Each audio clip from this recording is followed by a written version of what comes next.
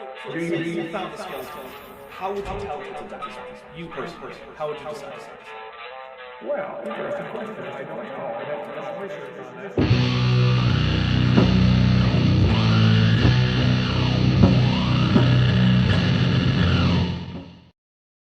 Hello, everybody. Welcome to Dapper Reacts number 137, the most cursed apologetic stream ever. I am here, of course, with Kip and Vishanti. And if you're new here, this is actually not a show in which we're going to be doing apologetics, but we are going to be responding to some apologetics, specifically about the text of the Bible and archaeology and how those things correspond or often don't. And also the amazing leaps in logic that some of the correspondences will cause. I'm joined by Dr. Kip Davis, who is some kind of a philologist or something. I don't know. It's weird and incomprehensible. I fucking love the Bible. There's that too. I fucking love the Bible. You're even wearing the shirt, I think. I'm wearing the shirt. There you go. Except I only have the censored version, the church version. My kid bought the bar version. That's pretty cool. He's my favorite kid, so you know. I won't tell the other ones. No, they're not here. Okay. Hey, they already know who the favorite is. They probably do. We always know. It's true. Parents always think that they're keeping it a secret. It's never a secret. But it's never here's a the thing though. If you're a good parent, it's never your favorite is never the same kid all the time. It's always one of them. Right. But it moves around. It shifts. It's periodic. Lieutenant Matt the Moose Broker I'm for gonna press X to doubt. Lieutenant Matt the Moose Broker for $2 says he leaps entire trains of logic in a single bound. Thank you very much. I hope you don't mean me though. Or me. I assume they're talking about what's his name? Brian Thomas. Brian Thomas, and he is he's a scientist of some sort, isn't he? Well, he has a degree in a scientific field. Calling him a scientist is kind of like calling Andrew Wakefield a doctor. Yes, that's it's like fair. Technically, he has the qualifications. He has been trained in what field? Paleobiochemistry. Paleobiochemistry, and they're very good at helping people to understand the Bible and archaeology. Yeah, that is in fact the main focus of paleobiochemistry, is helping people understand the text of the Bible and archaeology. Yep. Starer? I'm not sure. Tad, for $5 says, I assume the stream is cursed because Kip is here. AIG is a vault of volcano deniers. I'll take a drink. Nah. I am, by the way, drinking some, what is this? Mangosteen flavored soju. So, there you go. And it's quite good. It's got a very floral flavor to it, which mangosteens have, so that makes sense. Okay, so we do have a super chat goal. So normally the super chat goal on the stream is if we hit the super chat goal, I let Kip and Vishanti, but Kip uses it more often, curse just as much as they want. Normally I try to keep it, yeah.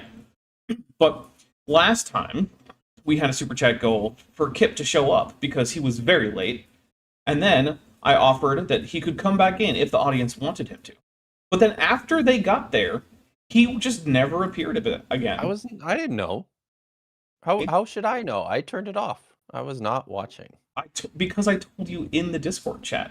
I wasn't paying any attention at all. See? I was doing Became apparent. Very apparent.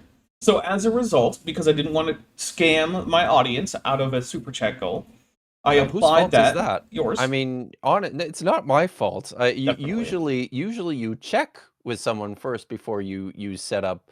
You make promises that you might not be able to keep.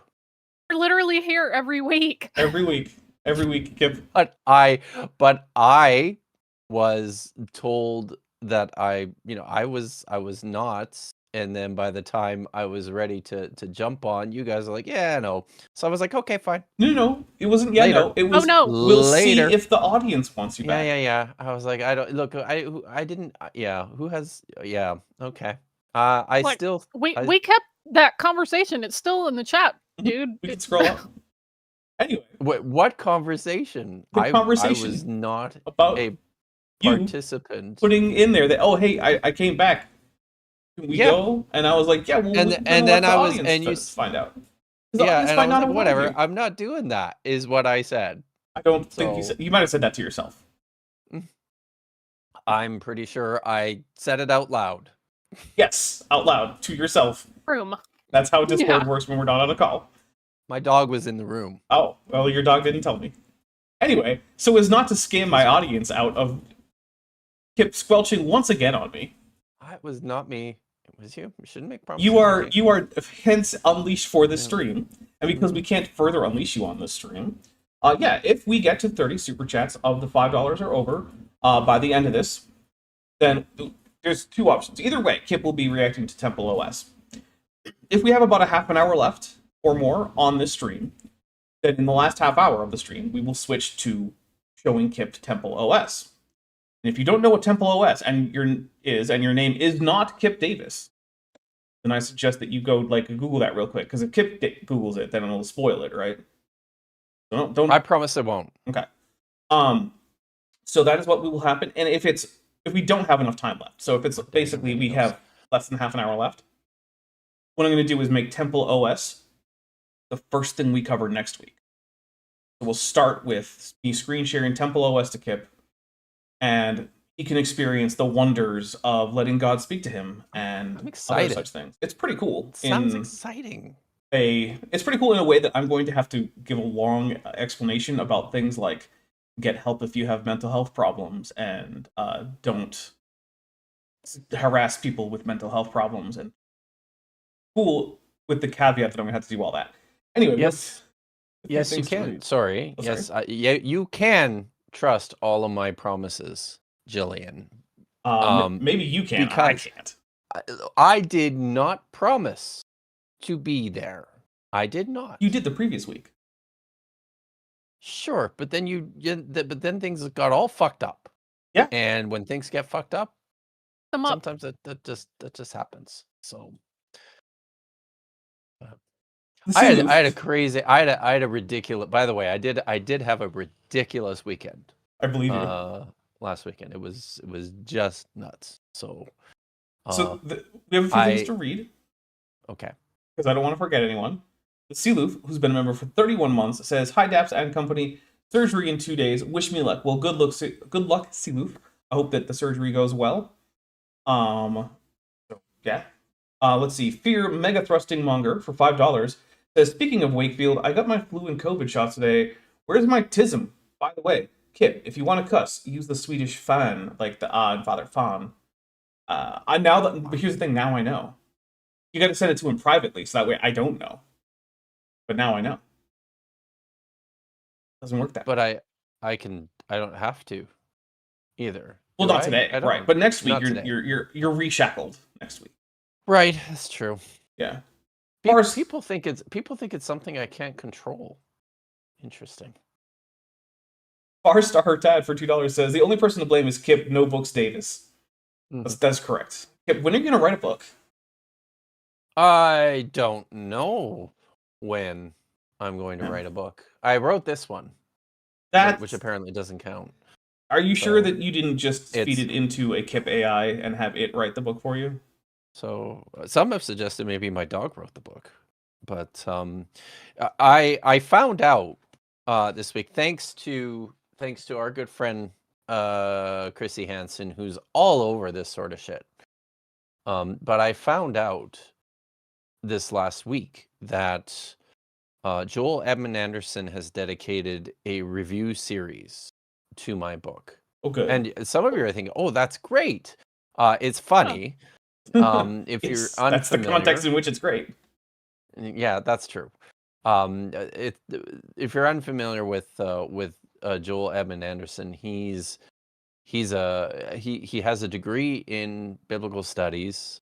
He is a high school educator, and he is a bigot, and he doesn't like Great. me at all. He's good friends with like Rob Rowe at Sentinel Apologetics, and and the now disgraced Egyptologist. He's a big fan of his. Mm. So he Man, is. you have a lot of ops. Yeah. Look, Yeah. there's an old Klingon proverb that says, "Pity the man who has lost. Pity the man who has no enemies." There you go. There's one. There we go. Yeah. There we go. If you don't have enemies, I like then that. what Yeah. are you doing with your life, really? So, but Joel's dedicated review series to Francesca Stavrakopoulos, excellent book, and to Esther Chamorri's excellent book, and to Dan McClellan's excellent book. So in many ways, I'm really flattered that I get a whole review series along with these luminaries. It's like how And you Dan. know you really made I it mean, in Dan- music once Weird Al decides to cover one of your songs. Right? Once Yes, this guy decides totally. to read one of your books, you've made it in biblical studies. But he also never fails to disappoint because Well. he is the worst reader. Like he reads things and it's like he just thinks that he read something in a completely foreign language because he gets it So all kind of wrong. like So inspiring philosophy. yes, very much so. He probably really likes him too. Probably. A long By the way, time ago. cognitive trifurcation in the chat says Dapper is a longoose. What? What Oh, I don't know is about what that. is what is that? Is that a thing? What is that? Don't know, but apparently you are one. Well, I hope that's not bad. We do have a few things to read here. Fits of Rage, who's been a member for 23 months, is at the annual level, says, "Can't drink because I gotta drive the kid to a Chuck E. Cheese birthday party afterwards. I'll have to make it up later. Also, say the line, Kip, and then AIG's a bag of dicks emoji, and we'll take a drink." So my Atkinson said Kip Davis has released no audiobooks. That's true. That's true. But Kip, I say have the to- line. Read this next super chat Oh, where is it? because Wh- Dapper's which not one's the going to get next this one? reference. Sorry, which one is Farstar it? Tad for $5 says, "You fucked up, we fucked up, but we gonna be all right. Gonna be all right. Do you hear me? Can you feel me? We gonna be all right." K dot for any of y'all. Also, right-handed Sith suggests, Kip, that if you want to swear, use Klingon, because I couldn't possibly know Klingon. No, not possible. Not at Yeah, all. that's definitely not a language you would ever know. Yeah. Why would you No. ever know that? I was actually mentioning Romulan. pretty well. There you go. If you use Romulan, yeah. In fact, actually, even Vishanti wouldn't know because Terry Metalis right. won't release the Romulan dictionary, even though I tell Vishanti almost daily. Romulan, yeah. Hey, you know the showrunner for the show that gave us canon Romulan dialogue. Tell him to release the Klingon or the Romulan dictionary. Do it. She never does. I've watched as she screen shared herself typing a message to this man Oh and my been like, god, just stop, in. stop. add in, and she doesn't. Farstar Tad did that super chat for me. Thank you. I'm very Yes. honored. I was guys- looking for you guys it. I never understand found me. it. Oh, there it is. Metageek Okay. Platypus Librarian, who's been a member for 11 months, says, "If only AIG's Phallosac ramblings were AI based. Increasingly, they are using AI, so just you wait. It's going to be there. I'll take a drink for it, though." Lieutenant Matt the Navigator now it's Lieutenant Matt the Moose Broker for $5 says, "Rule 34 now suggests the existence of a romance narrative involving Kip GPT." Yep, that is correct. I don't know what any of that means. Kip, you don't know about Rule 34 of the internet? No, I don't. Oh. Oh dear. All right, we'll tell you when you're older. Oh God. We'll tell you when you're older. I mean, I'm always older. Yeah, you're not quite ready for this level of depravity. Yeah, once you learn it, you can't unlearn it. True. Lieutenant Matt the Moose Broker for another $5 says, "Dapper going full Romulan boo." Thank you very much. You missed a member I? chat. Yeah, you did. What is the weeaboo term for Romulan? I guess it's Romulan boo. We just figured it out. I mean, Rihansu boo? Well, we would know if we had a Romulan dictionary. Sorry. Me typing. Hey, don't forget to put the equivalent for weeb. I don't think I did miss one, Kip. Which one do you think you read the one that you think I missed? I'd listen to Kip read an audiobook. Oh, we did miss that. Why is that not showing We up on did. my list? I don't know. It's showing up on one window, but not the other one. I'm gonna blame YouTube for that one. Pillow Punk, my fault. yeah, I would too, except that Kip hasn't released any, so I can't. I have not. So I have good news though. Okay. I'm probably half finished the forthcoming audiobook that I am reading and editing, and oh my god. So I'll just say that. But yeah, it's coming. So hopefully, I'm hoping by mid-October there will be an audiobook for people to listen to. I hope so. Ranger, Rihansuwu. Yes. Oh, that's pretty good. So is this it? Is Rule 34, if it exists on the internet, there's No. porn about it? Yeah. Okay. Oh, Yeah. that's It not is. it. He figured it out. Oh, You figured it of out. course. I mean, I don't know. That's not. I guess that's not. I got to go back Also, and look at this. It's if it exists. Yeah. If it part of it. exists, and there's usually the more expanded version, or someone's currently working to make form of it. Yeah. Sometimes things are just a little bit too new that all the artists haven't quite got to it yet. So Right. Canon works fast, but fan art works faster. It's true. All right, so Sure does. we are here to talk about Brian Thomas now that we're 20 minutes in. And he just got done telling us about how Genesis 3:15 is in fact a prophecy of the crucifixion, which is interesting because no one thought it was until well into the Christian period. So, like, I feel like there's a lot of texts that are out there that mention things, kind of like The Simpsons, right? You know how there's just so many episodes of The Simpsons that every once in a while you can find one that has some events in it that look eerily similar to current events or recent events. Yeah. That doesn't actually mean that the writing team on The Simpsons are prophets. It's just that there's so much stuff out there. Some people think they are, though. Well, it's And also that this is really the dumbest timeline. Oh yeah, there's that too. Hmm. But it's similar with a lot of the things that Brian says are prophecies in the Bible, where it's like, there's a lot of stuff in there, and eventually you're going to make connections. And those connections aren't really all that interesting, except to you. It doesn't really mean anything, because no one made the connection in advance. So if no one noticed it was a prophecy until afterwards, is it really a prophecy? And my answer is no. If no one thought this was a prophecy until afterwards, then it's just a coincidence. Amber, Katla? I'm not sure. That's probably Gaelic. So. Oh, well then I'm not even going to try, because Gaelic is the worst orthography ever invented for the Latin alphabet in the history of the Latin alphabet. And Worse than Maltese? Yes, it's way worse than Maltese. Are you kidding me?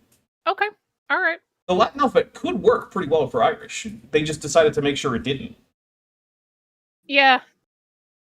It's kind of true. Yeah. There's no great way to use the Latin alphabet for Maltese, but they use it as best they could, which is literally the opposite of what Irish did.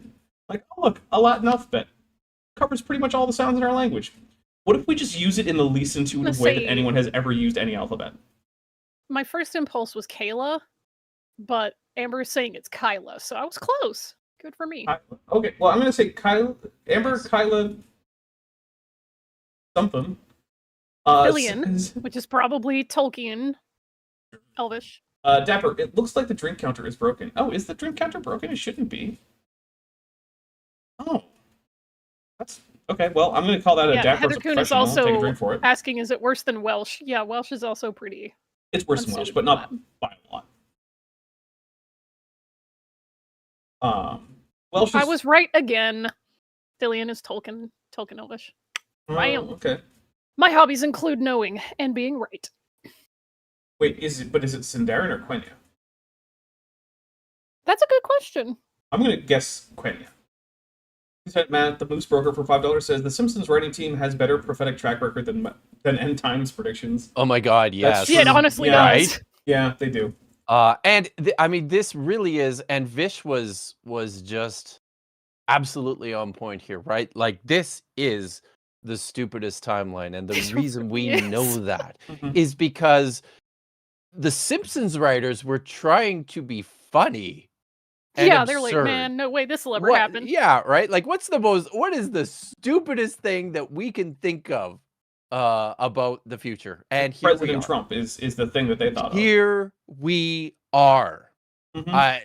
I'm just... Oh, We're living in the aftermath of a Simpsons joke. Yes. It turns I out think we that's need to most- call the SCP Foundation because they have a reality warper on Yeah. that writing team. And the thing is, a lot of jokes from The Simpsons are really funny in the context of a cartoon, and actually horrifying nightmares in the case of real life. Uh-huh.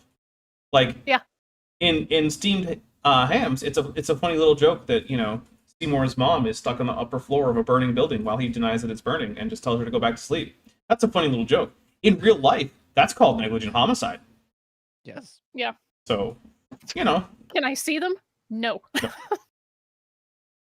So why is...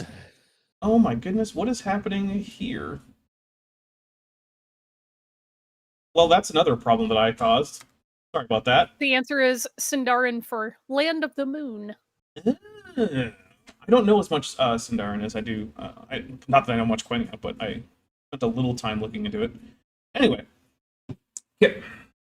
Yes. The one thing I want you to go over real quick is why did I put it in the thumbnail, curse, curse, curse, you are cursed? Oh, Here. I know the answer to this one. So, the reason you did is because a couple of years ago, there was noise being made that a lead defixio, which is like a lead curse tablet, was found at the Mount Ebal altar site in the northern part of Israel, and it was being it was inscribed. It's a defixio, and the scholars I'm using air quotes here who were publishing it insisted that it was dated to the 13th 12th century and the time of the conquest of Canaan, and That's it was BC, or probably BCE. written by Joshua himself. In course. fact, one of the paleographers said of this lead defixio that the text was confident and was obviously written by a leader, someone who was in charge. There are like less than 20 words on the defixio, and words comprised of a total of like 11 Hebrew letters, and it turns out there's nothing there at all. It's just a bunch of random scribbles, which are probably just abrasions and bits of wear that happen to objects in antiquity. But it was a whole thing. It's a whole thing. Everybody has looked at this and laughed their asses off, and people at the Associates for Biblical Research, who were funding all of this and behind publishing a lot of this, just continue to double down and insist, no, this is a real thing. So yeah, this is fun. Nice. Yes, and curse, you are cursed is That's part of yes, the alleged thank you. text. That is the alleged text on the on the Mount Ebal curse tablet. I'll since you brought it up, one of the funniest things I saw was Scott Stripling, the archaeologist who Drink for Mothra. oversaw the discovery of the defixio. Actually has gone on to a couple of apologetics channels and claimed that the lead defixio itself, the Mount Ebal curse tablet itself, completely debunks the documentary hypothesis. Do you know why it does? I can't even imagine a good reason, but I could probably Really? come up with an infinite number of bad reasons. Okay. Well, here's the reason that he put forward, because the word El and the word Yahweh both appear on the lead curse tablet together. Oh. Therefore, no documentary hypothesis. Well, It's quite stunning. It's quite a stunning claim from a Syro-Palestinian archaeologist doing biblical archaeology. It's stunning. well, yeah, that is pretty stunning. We have a few more things here. Let's see. Farstar Tad says, Dapper treating the Irish language like the Brits. No. Because if I were treating the Irish language like the Brits, I would be trying to beat and imprison people for using it, which I am not doing. I am saying, hey, I am glad that there is some movement towards Irish like revivification and attempts to spread knowledge of the language, even though I do think that ultimately the language is going to become a dead language that will still be spoken as a second language by many people, but I don't think it's coming back as a first language anytime soon. However, I actually would love to see that change. I think it is overall a pretty cool language. Um, but also, it's been in bad need of spelling reform for like 1,000 years. Worse than English. So, yeah, I know that the idea of saying, well, we'll use the H to indicate when a consonant undergoes lenition for grammatical purposes. Okay, that's nice, I guess. But then the vowels just become chaotic. At the very least, you need to change the vowel system that you're using in Irish. You know, if you want to keep using H after a letter for a digraph for the lenited form of the consonant, great. Have fun with it. Seems reasonable to me. But you got to fix your vowels. Which is also probably my primary complaint about Welsh. You don't have to stop using W and Y. Just make your vowels make sense in terms of what those vowel sounds are usually used for in like Latin or Spanish or something, right? Like the sounds people expect. Just fix it. Let's see. But he continues on to say, I gotta call a man about embedding ink in my skin. Oh, well, good luck with that. And Vish says, sorry, and then it says Vish, Kip, not like us. And then there's a Mothra. Not like us. Kip, not like us. We will take a drink for the Mothra. Thank you. Fellow K-Dot enjoyer. Metageeky Platypus Librarian for $2 says, serious question, can you explain what a curse tablet is? So the idea behind a curse tablet is that you have a soft metal, usually lead, and you're going to inscribe whatever curse you're going to hope that the gods are going to put on someone. And you fold it up to protect the text, and then you bury it. And then that is hopefully, or sometimes in later periods, you might put it inside like a wall or under some cobblestones or something, right?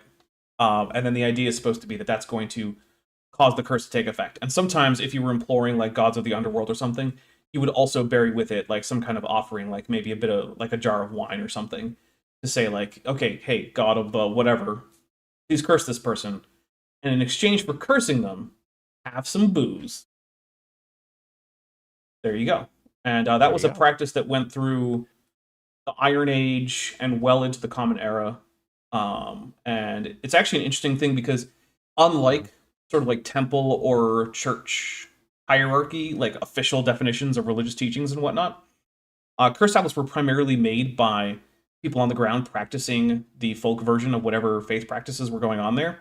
And so you can see interesting things like in like 2nd century curse tablets, you can see things like a curse tablet invoking Egyptian gods and Greek gods in Greek, and then in the name, same things like in the name of Jesus, and then later on having it like in Aramaic calling upon, you know, like Adonai and the God of Moses, all on the same curse tablet. Because it's like, hey, I might as well cover all of my all the bases. You know, get them all. The Egyptian gods, Greek gods, the Christian gods, whatever the Jews are believing in. Because even then, there still was much less information about that among most people. So, yeah, it was all over the place. So that is what a curse tablet is. The object itself is probably a lead sinker. We don't know what it is, but it's probably a lead sinker. I think that's the best bet. ABR has complained that there's literally in the entire area, like in all of Israel and ancient Israel and Judah, there is a total of like 2 or 3 lead sinkers that look like this ever discovered.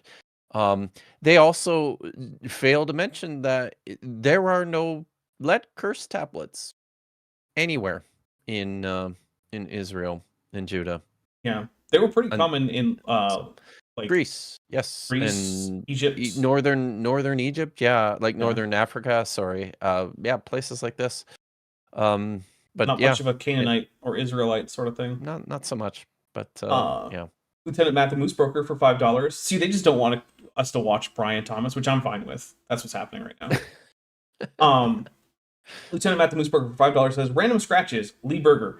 Is this art? Yeah. Yeah, that he did do a little bit of that, didn't he? Yeah.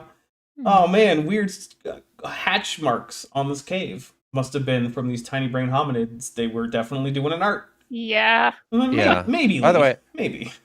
I will say this is the epigrapher who did the work on the lead curse tablet. One of them is Gershon Galil, and it looks like it's sad because he's it looks like he lost his mind at some point Oh. in the last 5 or 10 years, because this isn't the first instance. He also probably 8 years ago, I think, maybe re-examined the inside, like the bottom corner. There's like a stone box that was discovered in the old city a while back, that dates to the 10th century, 9th century BCE, and like it's the bottom corner, right? And on the inside there's lots of chisel markings, as you would expect in something carved out of stone, and he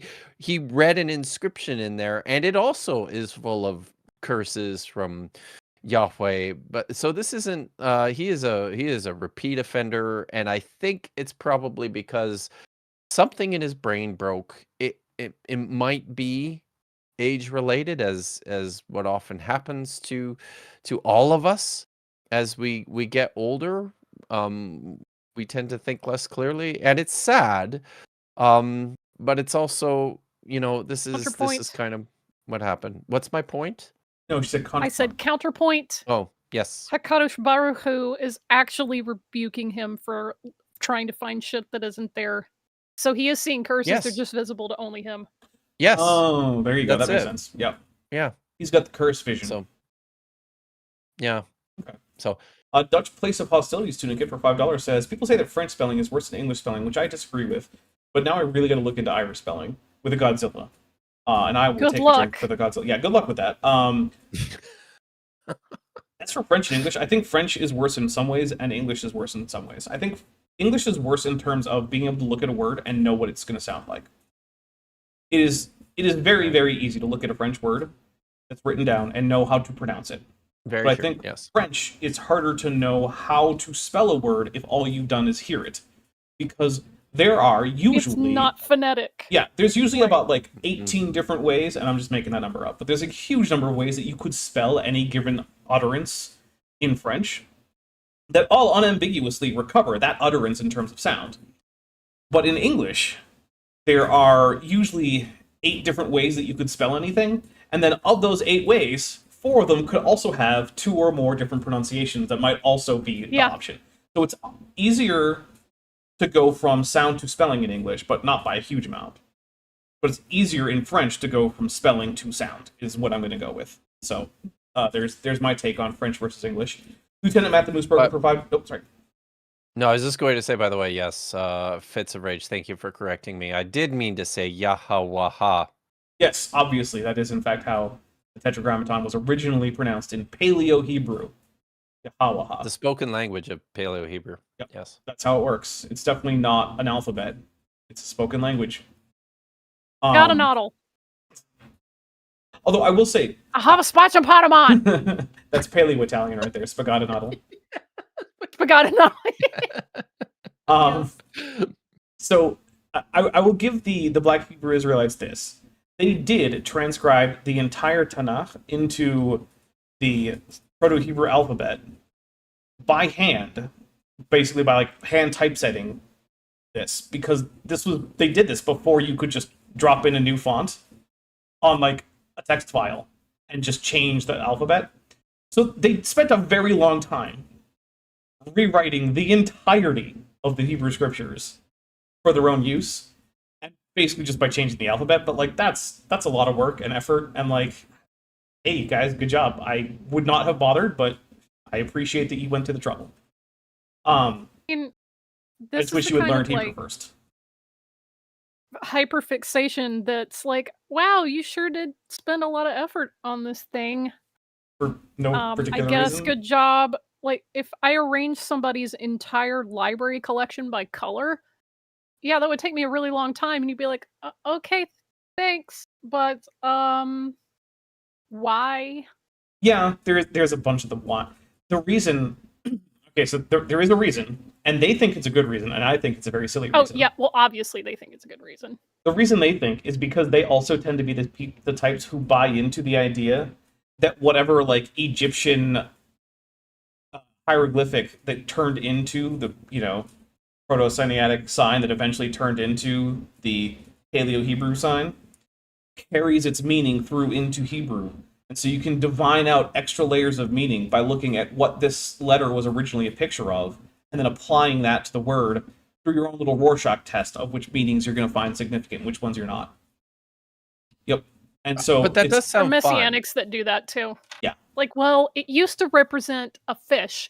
So really what it's talking about, it's like, Yes. no, just Yeah. stop.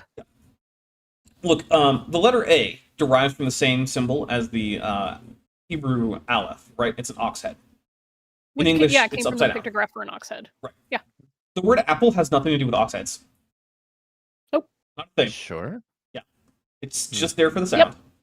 Lieutenant Mathemos Broker for $5 says, covering your divine bases saves you from mummies, but not scarabs. True, scarabs don't care about the gods. They only care about collecting poop. Lieutenant Mathemos Broker for another $5 says, where does Reformed Egyptian fit into this? Now that is an excellent question, and I do not have an That's answer a for very you. good question. You would have to probably ask whoever the current prophet is. Which I don't actually know that guy's name, because I don't keep track, because I've never been Mormon, and I don't know. Wasn't it Raymond Franz recently? No, that was a Jehovah's Witnesses guy, wasn't it? I don't know. I can't keep all of them straight. I also don't know. The religious leaders I currently can kind of keep track of, pretty much all Christians. One of them I only know about because he's being a dick, and that's Patriarch Kirill of Moscow. And then I can keep track of who the popes of both the Oriental Orthodox and the Catholic Church are. And I can keep track of who the ecumenical patriarch is of the Eastern Orthodox Church, but that's primarily because he's written some cool like pro-environmentalist stuff, which I appreciate, because it's nice to see a Christian who is saying, hey, instead of hoping for the end of the world, maybe we should take care of the world that we have while we have it. I don't know. Oh, they're out there. A concept. Yeah. Well, part of that is that while most Eastern Orthodox theologians, I would say, would probably reject the framing, their theology can kind of be categorized as amillennial if you're talking about Protestant categories of eschatology. They would be like, I don't feel like we need to be defined by Protestant terminology, which, I mean, fair enough, I guess. But like, if you had to put them into a category there, they would generally be amillennial in terms of their eschatology. Anyway, I'm going to hit play now, because I don't have any more super chats to read. And one day he's going to completely That got fulfill his role. So the devil had his day. Remember, that's So, we're talking about Genesis 3:15 with the oh, right. the Yes, serpent will okay, bruise thank your you. heel. Yeah. So, So, in order to get this, Yeah, you have thing to. where, the serpent doesn't kill the person that it attacks. That's definitely a metaphor for someone enduring horrific torture and being suffocated to Yeah. death. And right before we Holy hit shit. play, Yeah. he compared the bruising of the heel, having your feet pierced through during crucifixion by a nail. God damn it. Are you Which is- serious? I wouldn't normally characterize that really as a bruise. Holy fuck. That's wow, that's just terrible. But also, But also, oh, sorry. no, I was just going to ask, should I have gotten Brian Thompson to read my audiobook? I don't know who Brian Thompson is, but if Brian Thomas, Is- yes, you should have. Thomas? I should have? Yes. Okay. Next I would time. have probably had to pay him money though. Right. Well, yeah, probably. Right thing to do. Hey, Fitz of Well, Rage has just gifted maybe not. 5 Dapper Dinosaur membership. I mean, look, I'm not going to vet every single person I hire for anything for like young Earth creationist beliefs, right? Like sometimes I'm just going to be like, oh, hey, you're an Sure. artist or whatever. Here's Yeah. some money, do a thing for me. And I've definitely taken commissions from people who I'm sure I have deep disagreements with, but We all like, do. Right. here's the art Yeah. you requested. Taking the first drink. 2, 3, 4, and 5. Thank you very much, Fitzrage. All right, so, but also this requires first that you see this as a prophecy, which there's no indication that anyone did So before is not. It's just- Christianity, basically. Second, you have to assume that the snake in the garden is Satan, who not only is that never indicated anywhere in the Bible, but also when the story was written, Satan wasn't an independent character with the name Satan. That wasn't a thing. Not So a thing. this is, and like I said last week, if this is something that you find meaningful for your own devotional purposes, that's great, and I do not want to discourage you from that. However, if you're talking about how history confirms the Bible, this ain't it. There's a big difference between saying, I find this practice or interpretation or whatever spiritually fulfilling for my own spiritual life or for my community. That's very different from saying, this is what history says. And one thing to remember is, just because history doesn't say it, that also doesn't make it some, like, false or something, right? Like, it might be the case that some guy named Frederick ate a bowl of porridge for breakfast in, like, Stowe in England on the morning of January 3rd, 1622. That's not part of history. That doesn't mean that those breakfasts that we don't know about didn't happen, right? Like, when you're saying this is part of history, there's this very specific meaning that has. It means, not only do I know that this is something that happened, but I know it because it is part of the historical record. There are primary sources about it. There is corroborating evidence, and I can demonstrate that this happened. It is a high bar to say that something is a part of history, and your speculations about what Jesus may or may not have done aren't that. It's one of the reasons why there are more things that are true about Jesus than we can say about the historical Jesus, right? Like, he did all sorts of stuff, and Luke isn't wrong that if we put everything he ever did in a book, it would probably take up many volumes, because that's how life works. If anyone ever wrote down everything... Oh, John, sorry. If anyone ever wrote down literally everything you did, we wouldn't have time to read it. You don't even have time to remember it. Nope. So, here we go. Okay, right? You will crush his heel, but the Lord one day will crush the devil's head, a symbol of his authority. He will no longer. No, That's a it's bad not. word to use there. He's misspeaking. What is a better So, word? Bruise, injure, it's the crush comes from the Apostle Paul, I'm pretty sure, right? The God of peace will soon crush Satan underfoot is the, and I think Connection we're drawing it's there? in First or Second Corinthians or First or Second Thessalonians. I can never remember. But he's like that. He's literally like he's doing an intentional over reading of the actual text, right? Which is common. That's just a thing that Normal human thing. people, yeah, sure. And in particular within Second Temple Judaism, this is what everyone was doing, was just over reading their ancient texts and looking for shit to latch on to that helped to explain a lot of the questions they had about why everything's so fucked up in the world.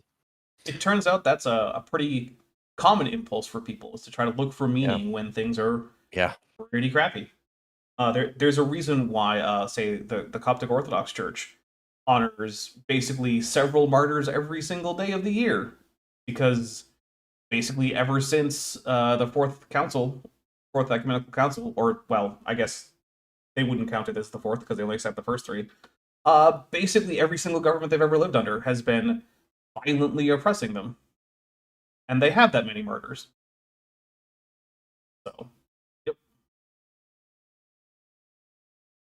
Longer have any authority over anybody in that future day. Yeah. And he proved that he has the power to do that when he rose from the dead. Yes. So there's other. I guess that would prove it. But remember, we're saying that because someone has misinterpreted Genesis 3:15, therefore that makes it a prophecy, and therefore that makes the Gospels historically reliable, including the resurrection. If you can't see where the leaps in logic are there, then you're not ready to talk about evidence or reasons or anything like that. The prophecies of resurrection. So that's one. So it's Genesis 3. She looks convinced. Yeah, well, like we've said, she seems not to want to be here today.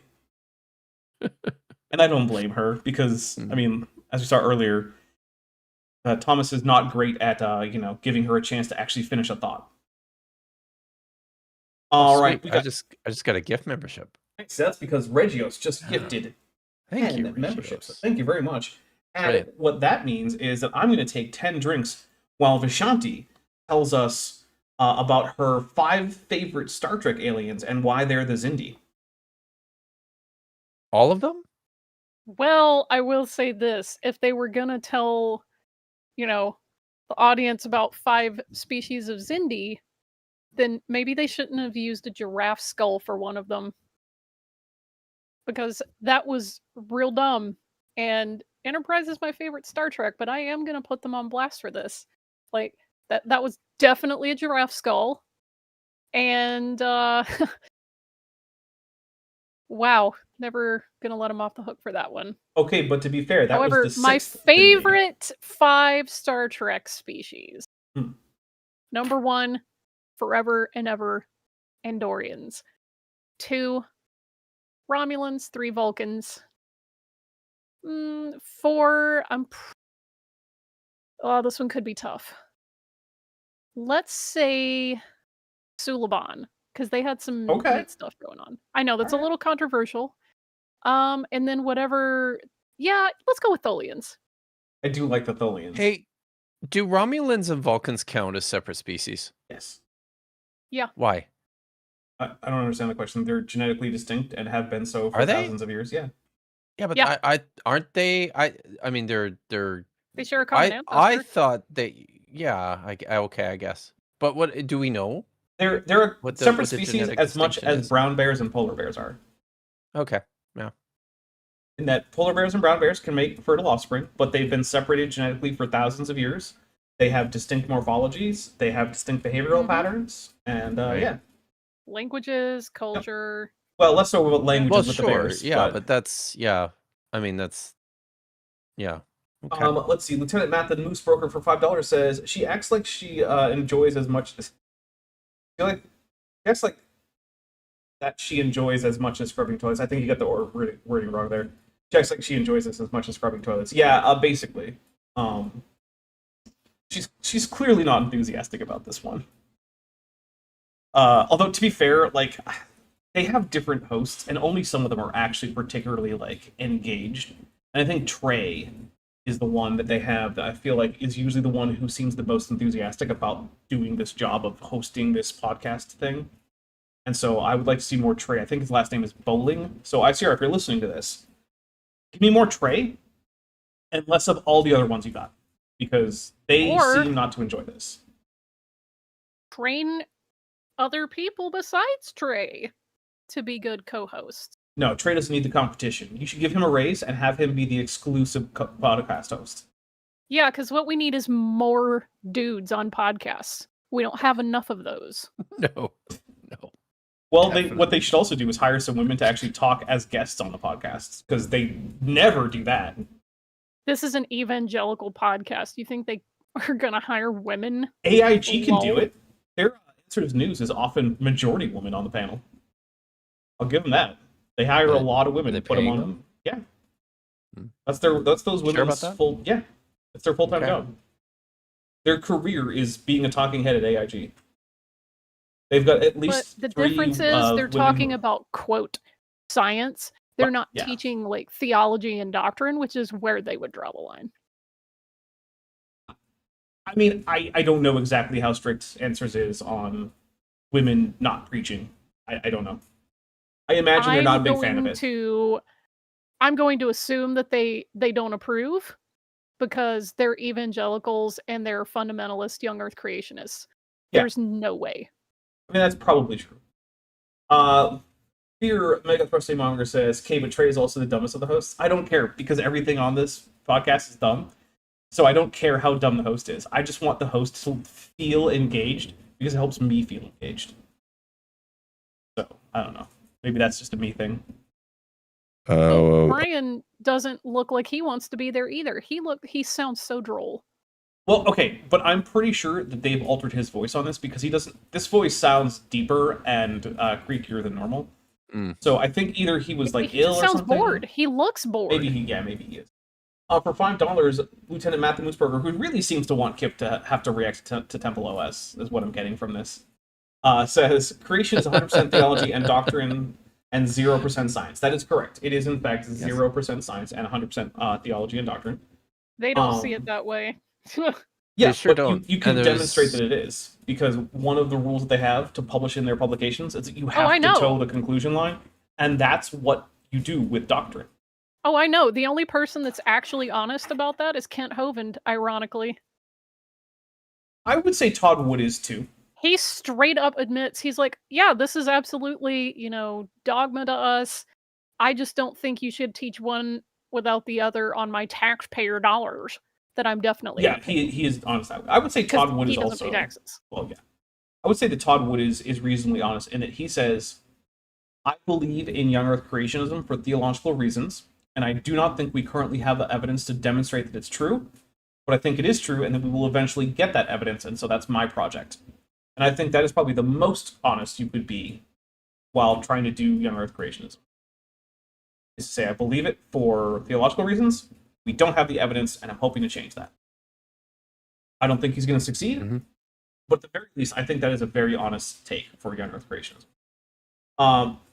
Let's see. The South Geek Original Tastes TM for €5 says, hey, I'm late. What did I miss? Did we get Bilbo? Why is Kip allowed back? Kip was never banned. In fact, Kip was invited back before this. Are AIG still a sackful of dogs? Sure. They are, and we'll take a drink for you mentioning it. Redfields for $5 says, almost forgot about the goal today. With Kip Unleashed, our reaction to it may be interesting. Well, that's a good point. If we do it first thing next week, Kip won't be unleashed. He'll have to try to react to. Oh no, OS. that's fair, right? Yeah, that's dangerous. Damn. So I don't know. We're halfway there, and we're about halfway done with the stream. So we could do it, but we would have to step it up a little bit. Oh, what about Daniel? Daniel's loaded with fun prophecies. Oh yeah, so many. It is, but like I told the Jehovah's Witnesses when they tried to use Daniel to get me to convert to being a Jehovah's Witness, hey, how are you going to demonstrate to me that these prophecies you're talking about aren't post-exilic and weren't written after the return from exile? How are you going to prove it? Right. What evidence do you have? And then they went away and never came back. You all familiar with the dynastic prophecy? I might be, but not by that name. It's a Babylonian text that was published in the 1970s. I'm definitely not familiar with it then. So and this is usually when it comes to things like when it comes to the book of Daniel, I always like to direct people's attention to the dynastic prophecy. If you know a little bit about Babylonian history, you know that the great rulers of the Neo-Babylonian Empire were Nabopolassar and his son Nebuchadnezzar II. And then after the death of Nebuchadnezzar II, there was Evil-Marduk. However, in pretty quick succession, there were a series of assassinations. There was a lot of internal unrest in the house of Nabopolassar. And eventually the dust settled with the rule of Nabonidus, who was universally hated by all the writers afterwards. They really did not like this guy. I feel like there might be a couple of Naboniduses running around in the world today. Yes, most definitely. So that's the background. But and I'll just read from. I wrote a book. And wait, I thought you hadn't ever published any books. So I mean, that's the rumor. What's the title of this alleged book, and where can people find it? The alleged book is titled "God's Propaganda: Pulling Back the Curtain on What the Bible Wants You to See." And I write a little bit about this. Wait, where can people find it, Kip? People can find it on Amazon and all fine booksellers. And remember, Amazon, you can get it. Pardon? I was going to say, remember, if they don't carry your book, then they're not fine booksellers by definition. They are not, most certainly. And I'm looking at you, Apple Books, because you make it so fucking difficult to put together like a proper EPUB file. But it's not my fault. So in 1975, A.K. Grayson published a fragmentary text called The Dynastic Prophecy, which in part recounts the rule of Babylonia. I almost said Babylonius. Nabonidus. 4 columns of this text survive, and they purport to tell Babylonian history from the distant past, from the emergence of Babylon under the beneficent rule of Nabopolassar and Nebuchadnezzar II, through the invasion of Cyrus to the conquest of Alexander the Great, and possibly culminating in the 2nd century BCE. But the remarkable thing about this text is how it has presented this historical review in the form of an elaborate prediction about the distant future and what is to come. This short section comes from column 2 and describes the rise of Nabonidus. A rebel prince will arise. The dynasty of Haran he will establish. For 17 years, he will exercise sovereignty. He will oppress, literally be stronger than the land of the festival of Esagil. He will cancel. A fortress in Babylon he will build. He will plot evil against Akkad. So, I mean, obviously, the dynastic prophecy was like a totally legit, true prophecy. Or maybe it was common at the time and in that area to write histories in the form of prophecy. No, couldn't be, could it? That's impossible. That's a good point. I forgot. It's possible, yeah. Yeah. Literary conventions don't exist, and they certainly don't go out of style in later centuries. Not a thing. Many. Some of the blatant ones are Daniel chapters 2 and 7, where Daniel receives a vision of these images, different sets of images, but they represent the same 4 world dominating powers. Yes, World pause, and we're oh no, he didn't get it right. Damn it. Yeah. So hopeful. The Anglo-American world. Let's just drink for the Anglo-American world power. And what the politically fuck? divided world. That's 2 drinks worth right there. Holy shit. The Anglo-American world power. So here, I mean, this is wild. Rome from 30 BCE and then just all the way to 1763. Wow. So bad. I hate this. Wow. Mhm. Right? Oh, and we're connecting it with, like, is that signs from the No, the signs from Revelation is what they're connecting it with. No. Those are the 4 beasts of Daniel. 4th Beast of Daniel. Yeah. Oh, it is. Yeah, I'm sorry. 4 Beasts of Conocy, yeah.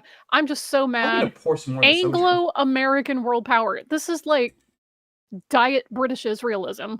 Yeah. Also, right? let's point out that in 1763, Spain was a much bigger world power than England was. What happened in 1763?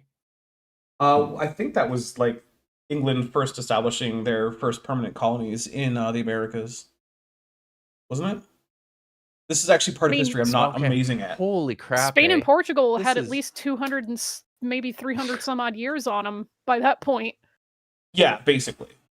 England was late to the party, and they were not a major player until well into the period. It took some... I mean, even oh my god, the Dutch beat them to certain parts of North America. The Dutch also certainly beat them to anything to do with East Asia. Yeah. That they don't count. I mean, that's Question, literally steal the that is spice tree. literally a. That's not a question, but the Dutch did it anyway. So that is literally, but they like Asia is literally a part of the world that these sorts of people just it's like they don't even know it exists, right? Yeah. So, but I want to point out here that he the 4 kingdoms he mentioned: Babylonia, Medo-Persia, Not a thing. Greece, and Rome. And 100%. Which of those didn't exist? Medo-Persia is not a thing. Mhm. And here's why we know that this is 100% wrong, because this 4 kingdom trope is not an invention of Daniel. It's not a feature of this prophecy. Hold on, we're getting some people have double checked or are just better at this section of hearsay history than I am, which is not hard to do. Kent Geoffrey of Arimathea also says the first permanent English colony was Jamestown, 1607. Oh yeah, that is a lot earlier. And then Lieutenant Matthew Moosberger gives us the actual what happened in 1763, which is the end of the 7 Years' War. Okay. Which Got it. is not a bad time to try to date the rise of England as a world power, although I would say it is not accomplished at that point. Ashley for 499 says, Vish, I think most young Earth creationists need a Mr. Preacher Man. Sorry, need a Mr. Preacher Man. Should we love thy neighbor? The laws of the land or the heart? What's greater? From Kendrick, with a curly Q smiley Kitty face. Is that kitty Yeah. face? It is. Yeah. I will say, like, I was an evangelical for a fairly long time. Mm-hmm. And the things that I took away from that seem to be very different from the things that I'm seeing people take away from that now. Because what I took away from that was things like the importance of, like, commands like, you know, to support the orphan and the widow, and to feed the hungry, and to clothe the naked, and to visit prisoners, and that everyone is my neighbor, even the people I don't like very much. And that stuff. That was the stuff that when I was coming up as an evangelical that I found to be the things I was taking on board. But now apparently it's like concentration camps and making sure that people aren't allowed to, like, exist in public at all. And I'm like, I don't remember that being what I was taught about when I was an evangelical. And maybe I just got lucky and went to a particularly good evangelical church. I don't know. I think that's possible. And yeah, I mean, there certainly wasn't the concentration of it that we see today in my evangelical upbringing. But by the same token, I also don't recall there being a strong emphasis on the better parts of our virtues either. Maybe it was just me then. Maybe that was just me trying to find the best parts of what I was finding around myself. So, yeah, but I wanna finish what I was saying here about the Four Kingdoms. No, that's cool. It's your show. So this Four Kingdom trope is something that the Greeks talked about quite a bit. We even see it in some later Babylonian texts, Persian stuff, like where the Four Kingdoms, everybody identifies the Four Kingdoms. Sorry, what? Rabbi Hannah's here. Oh, hi, Rabbi Hannah. Good to see you. The Four Kingdoms that everybody is talking about are Babylon, Media, Persia, and Greece. Yeah, we don't even get to Rome. That's it, because we're not even like everybody's writing about this stuff prior to, it's all like late 3rd century stuff, right? Or early 2nd century stuff. So we know that the Four Kingdoms that Daniel is talking about are these ones. There is no such thing as Medo-Persia. Yeah. And the reason this is important for guys like Brian Thomas, I got it right that time, is that this is the only way you can align this prophecy with the arrival of Jesus as the Messiah by basically adding a 5th kingdom, which is Rome. And the thing is, I think where people tend to say, oh, there's room for a 5th kingdom is where the clay starts being mixed in with the feet. Sure. But clearly, that's supposed to be the breakup of Alexander's empire. Right? So that's why it's broken up. Right? Like, it just... And that's why this looks so stupid. Right? Because they can't even... You can't assign that to anything in the history of the Roman Empire. So it just... But Kip, what about the breakup between the Eastern and Western Roman Empire? There you go. Problem solved. Yeah, no, it doesn't look anything like that, though. It just doesn't. Even that's a stretch. And it's less of a stretch than what they're doing with putting in the Anglo-American world or whatever the hell that is. Oh, ridiculous. Fuck is Which this? shares the material set. Because remember, the idea is that from top to bottom, we're getting to like lesser levels of like purity and metal and like lesser values. But Anglo-American world has to share the same material as Rome. How does that work? Why would you divide up? It's brass at the bottom, right? I don't remember. Remind me. Is it iron at the bottom? Yeah. All right, yeah. So you have to. Oh, They I have to. think Yeah, like iron is the fourth kingdom, I Yeah. believe, isn't it? So Yeah. Roma and Anglo-American world have to share iron for some reason. Yeah. Which is weird. We have a few super chats here. Dutch, the place of hostilities Tunicate for $2 says, "You mean you didn't want to hate people? Woke." Yep, there you go. That, I guess, was me as an evangelical. I was the wokest evangelical because I thought it was important to do things like care about people. I don't know.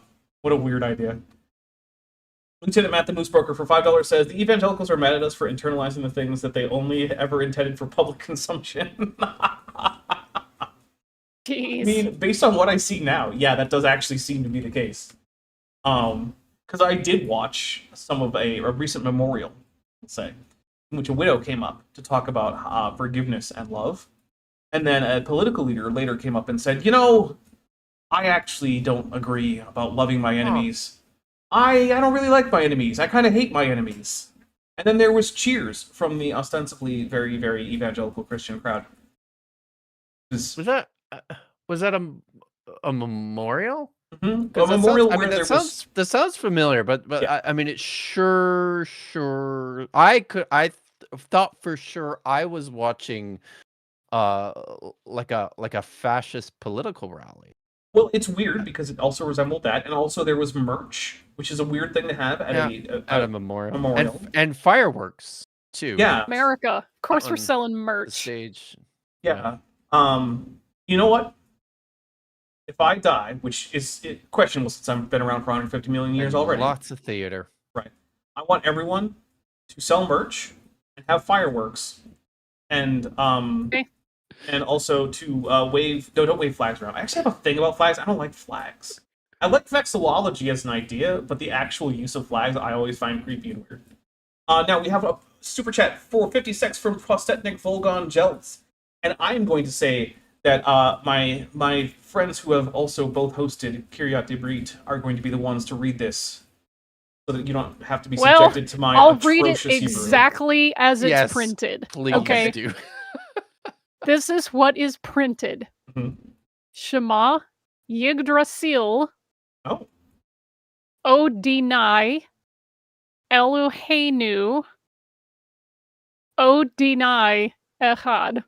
I know what we're going for here, although it would be weird to make that kind of unitary statement about Odin. It's very good. Yes, that's true. What is Yggdrasil? Yggdrasil. It's It's the world tree. World tree. Yeah. Which is also Norse weird. mythology, bro. I get that it Yeah. has like a similar sound to Israel, but that's addressing a group of people, whereas Yggdrasil is just a tree. Which is it's a weird It's a thing to world tree. talk. Yeah, I it's don't a know. weird thing to Maybe talk it to a can hear tree. you. It Maybe. can in the Marvel universe. Yeah. It can't in D&D, but it does reach all of the planes. So there is that. Like one time Loki accidentally, and it really was actually an accident, killed Bats, Doctor Strange's dog. And Doc was very upset about it, and that's me underselling it. So he wanted to get back at Loki for doing this, even though it legitimately was an accident. And he goes to Yggdrasil and he falls to his knees and he's like, "Hey, Loki's out of control. He's basically under your purview. I need the tools to like teach this little shit a lesson." And Yggdrasil is like, "Hey, did you bring me like an offering or some kind of, token or whatever?" And he's like, "Yes." And he presents the dead body of Bats, who later gets resurrected as a ghost and gets to be Doctor Strange's ghost dog. He's a basset hound, by the way. Oh, And nice. Doctor Strange invites Loki over to the sanctum and is like, "Hey, whatever you do, don't go look behind that door." And Loki, being Loki, is like, "What if I look behind this door? Surprise, it's the Void." Oh no. Which, if you know anything about the Void, A bad that's time. bad. Yeah, that's not a good Doctor Strange Oh, drink gets from Mothra. basically possessed by the Void. And there's just this one panel of him in this horrific eldritch form towering over Loki, who's pissing his pants. Rightfully so. So, yeah. By the way, Lil of all trades, absolutely, and everyone, any opportunity you do have to sell Kip Davis merch, you should take it. Yeah. Anywhere you are, at any at any moment. Just keep selling that merch. Lieutenant Matthew Moosebroker for $10 says, the thing is that evangelical, quote, teaching of history stops at the Persian period, skips over the Hellenistic and Hasmonean periods, and magically starts deep into the Roman period. That's because that's what their canon does. In fact, I've heard them talk about, like, the gap between those historical periods, during which nothing changed in terms of people writing literature in a Jewish context. It continued on the whole time. But they'll talk about that as, like, this gap in revelation where God just wasn't sending any revelation. It's like, you only think that because of a choice made by Bible printers in Europe that you decided to dogmatize. Why? Why are you doing this? Why are you turning this into a freaking doctrine of your religion? I had a colleague once in my PhD program who was also raised evangelical, and all of his family was still very much evangelical. And I used to love this. He used to tell people that he would encounter when they asked him, what it is that you're working on, what are you studying, and he would take, if they had a Bible, he'd take it, or he'd tell them, in your Bible, there's that page that separates like the book of Malachi from the book of Matthew. He says, I basically study everything that was written there. Right on that page. That's it. And it turns out there's a lot of stuff that was written there. Most of the stuff, right? Like, let's get real. Most of the stuff. Yeah. That's where it is. Let's see. Ambi Quantum Z for $10 also is responding that they're sorry because they had to spell something wrong to fit. One of my D&D campaigns has Yggdrasil and anti-Yggdrasil composed of the roots of the tree. Oh, okay, I like that. And the party might be trying to unleash. Okay. We have some cool art hanging in the game. In the game room to represent it. That's really cool. I like that. For those of you in the Discord, I posted a piece of a page where you get to see Doctor Strange overtaken by the Void. Nice. In the list of pants-shittingly scary things. Also, Ambi, if you could send me some of that art and I don't know, send some pictures or something to DM it to me on Discord or Blue Sky or something. I'd be very interested to see what that is. Because I like D&D Yggdrasil. It's sort of like one of the lesser known ways to travel through the planes. And it even has routes that go down into the lower planes. So you can get to Gehenna from Yggdrasil. Who cares? Do it. You know what? This is a Donny Cates original. I remember reading this this particular issue, and it just of course Doctor Strange keeps the Void in a closet in his house. Of course he does. Yeah, I mean, it's a pretty typical... Where else would he keep it? I mean... Speaking of pants-shittingly scary things, chat, the three of us watched Bring Her Back last night. Was indeed. Yeah. Yeah, that was a lot of... That was intense. A lot of stuff happening in that one. Yeah. I don't know if I like it more or less than the director's previous work, which was Talk to Me. There's a lot of differences. They're not at all the same film. But it was definitely more intense than most of Yeah. Yeah. All right, I'm gonna hit play. Hours. Babylon, the first one, then Medo-Persia under Cyrus. Oh, God. Cyrus was the king of Persia. And he's a Persian, and he's referred to as Persia. There's nothing... Persian. It's Darius the Mede that is causing this confusion because he wasn't actually a Mede. Character, Darius the Mede. Yeah, there was no such person. I'm going to take a drink for him not knowing which character from the Bible inspired the idea of the Medo-Persian Empire, which didn't exist. But oh my God, the backflips and the gymnastics and the knots that apologists continue to twist themselves into in order to make Darius the Mede a thing. It's wild. Well, it's in the text, so it has to be real. That's the problem. It's got to be real. There are no. That was fun fact. That was a question on a final exam that I once gave in an intro to the Old Testament class. The question was, which of these is a fictional character? in the Bible? And the correct answer was Darius the Mede. Well, there you go. Also, mead is delicious, and I Mm. appreciate that it gets a mention in the Bible. Me too.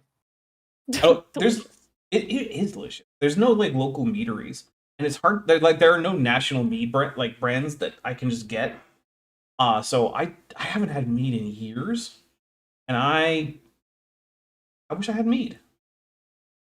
But I like my mead to be a little on the dry side. Too many meaderies make too much sweet mead, and I get it. It's honey. Yeah. You want it to be sweet, but like no, I don't want it to be sweet. I want to get all those various other aromatic compounds in my mead and have the sugar be turned into alcohol because it's mead. That's the point. Oh, I could use it for cooking, and then it would impart like the various aromatics of honey, but not the sweetness. That would be an interesting. That is interesting. There's a lot of dishes that that are savory dishes from history that use some honey, but I don't like things that sweet normally. But I'll bet if I replaced honey with mead, then it'd be less, right? Yeah, no, that's good. I like just that's the thing is I don't like sweet alcohol. I just don't. Dry meads are real. They are out there. They're just harder to find. I have not yet had one, so I guess that's a side quest now. Back when I was there's Mothra again. My goodness. I'm just not I'm just not turning my nose up at a lot of alcohol. So I like so much of it. There was a meadery not too far from where I used to live in Massachusetts, but it was up in New Hampshire. Which is you're never that far from New Hampshire if you're in Massachusetts, in case anyone's wondering. But yeah, most of their stuff was pretty sweet. And also heavily marketed towards women because it was sweet. And right. Yeah. But they did have a few dry or semi-sweet meads, and I tried some of their dry meads, and they were very, very good.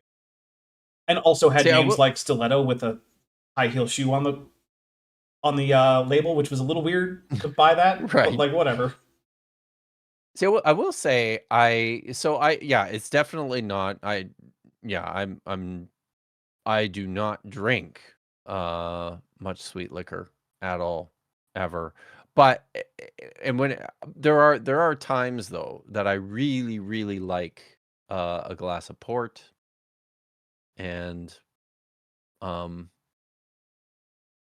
yeah. Lieutenant Matt, Sambuca is really good too. I want to get an absinthe fountain. Oh yeah. Cool. Yeah. That would be nice. Are you gonna have it constantly pouring over sugar cubes? Well, not constantly. Only when I'm actually trying to get the absinthe. Just when that's right. Yeah, trying to make the absinthe cocktail. Yeah. In case people don't know, you don't drink absinthe out of the bottle. But I'm going to read a couple super chats, then we're going to talk about absinthe. Lieutenant Matt the Moose Broker for $5 says, we have a local place that does a raspberry mead. I would try that. Yeah. Oh, yeah. I would definitely try that. I like raspberries. I like mead. I love raspberries. Amber Kayla Ithilian. I like raspberries. Weirdos. Amber Kayla Ithilian for $5 says, I brewed mead at home. I've been meaning to start another batch. My first one was a blueberry, and then I might a dry one with juniper. Ooh. I would be very interested in a dry mead with juniper. That sounds very interesting. So in case you guys don't know, the way that you drink absinthe is you're supposed to have a reservoir with ice water and a little hand tap that just a gravity drain, right? And then that's supposed to flow over ice cube that's set on a little thing that has a filter under it, so that a sugar cube, as the sugar dissolves into the water flowing into the absinthe, it creates this cloudy absinthe ice water sugar mixture in your glass, and that's what you're supposed to drink. So if you're someone who's like, I don't really like absinthe, and your experience with absinthe is taking a sip of like straight absinthe from the bottle, you haven't been drinking absinthe the way that it's intended to be consumed. So yeah, you're not supposed to drink it straight from the bottle. It's supposed to be mixed with ice water with sugar dissolved into it. Anyway, let's hit play. And then Greece, and then finally Rome is pictured in one of those as a giant metal monster. It's so absurdly obvious. just by this chart and them dividing up the last section of the body into multiple sections, that this is just something they're imposing onto the text and is not Yeah. something you could ever derive from the text just by It reading sure it. is.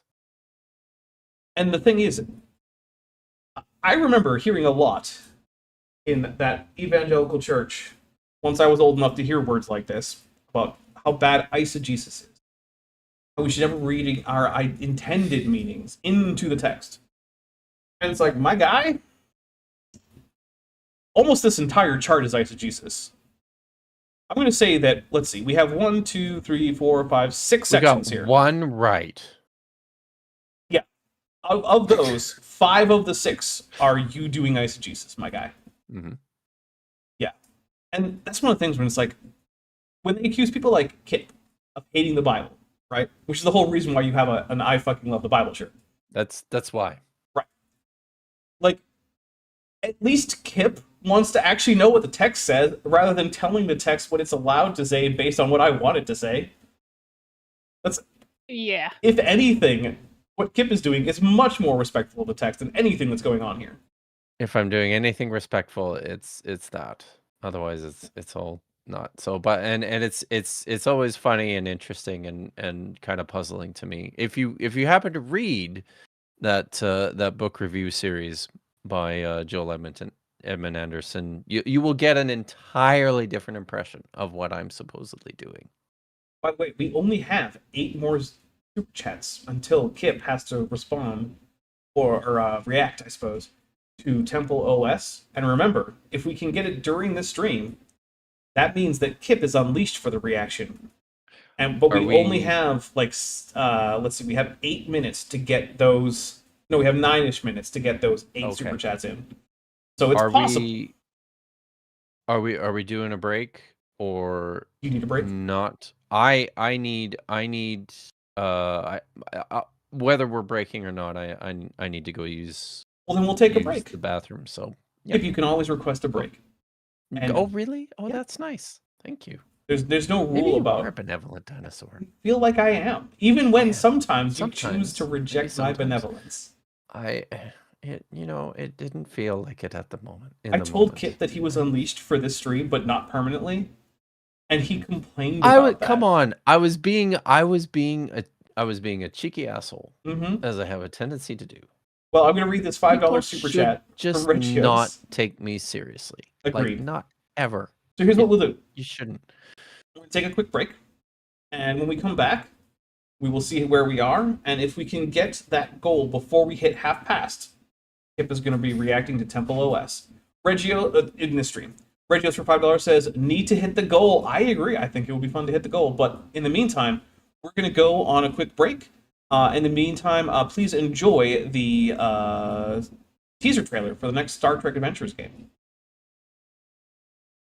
Captain's log stardate 60389.3, according to ship's internal chronometers.